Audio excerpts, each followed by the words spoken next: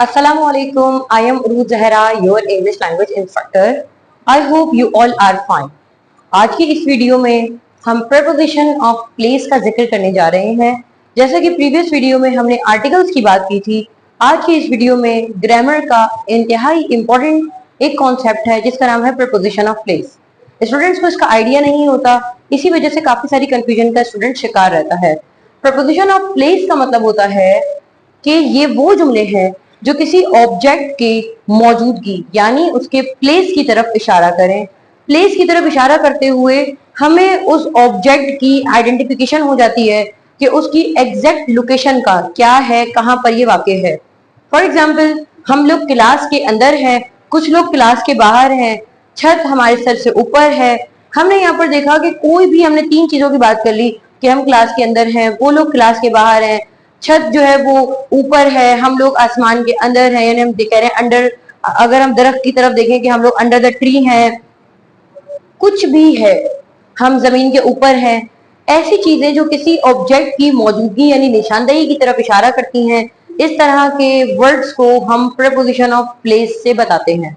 आइए जरा डिस्कस करते हैं। सबसे पहले प्रीपोजिशन ऑफ प्लेस, वैसे और भी है लेकिन यहाँ पर हमने कॉमनली 10 का जिक्र किया है, जिसकी मदद से आप इंग्लिश स्पीकिंग के प्रीपोजिशन ऑफ प्लेस को अच्छे से समझ पाएंगे और कोई गलती नहीं होगी।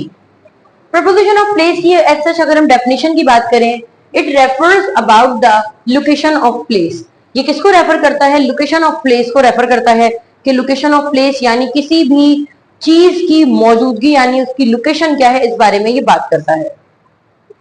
इन, हमारे पास एक पहला है प्रीपोजिशन इन, जिसका लफ्जी मतलब होता है में। किसी चीज के अंदर यानी में की बात हो रही है। जैसे हम लोग क्लास के अंदर हैं, मैं इंस्टीट्यूट के अंदर हूँ, पेपर जो है बैग के अंदर है, तो यहाँ पर लफ्ज इन कह रहा है इनसाइड समथिंग, यानी कोई चीज इनसाइड है समथिंग यानी किसी चीज के अंदर है।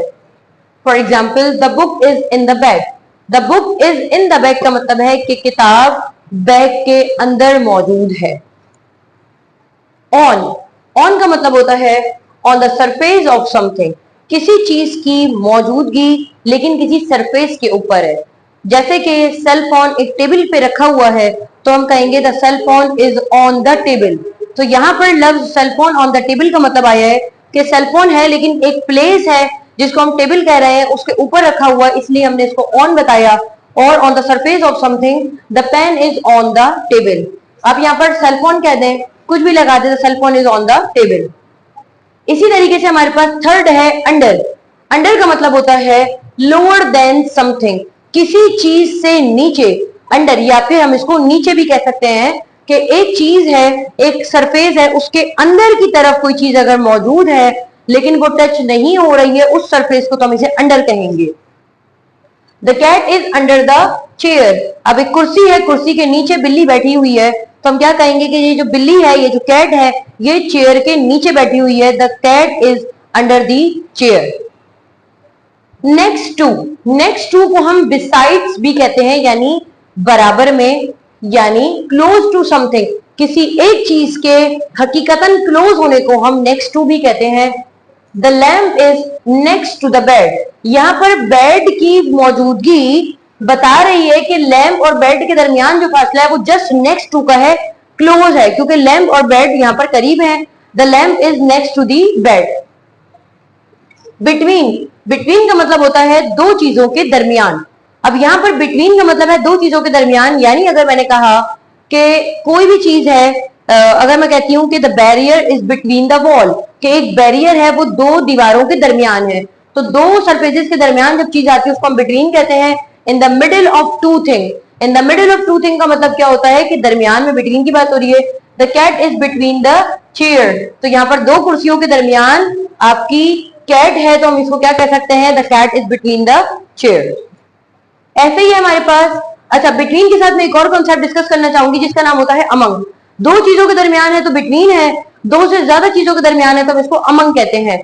अमंग का मतलब होता है बहुत सारी चीजों, बहुत सारे लोगों या बहुत सारी चीजों के दरमियान। तो अगर हम इसको कह सकते हैं कि अब यही जो कैट है ये जाकर 7-8 कुर्सियों के दरमियान गई बैठ जाती है, तो बिटवीन से हम किस में कन्वर्ट हो जाएंगे? अमंग में। The cat is among the chairs. इसके बाद हम बात करते हैं बिहाइंड। बिहाइंड का मतलब होता है पीछे, तो उसको हम यूं कह सकते हैं at the back of something, किसी चीज के पीछे। The car is behind the truck, ये जो कार है, ये जो गाड़ी है, ये ट्रक के पीछे है, behind the car is behind the truck.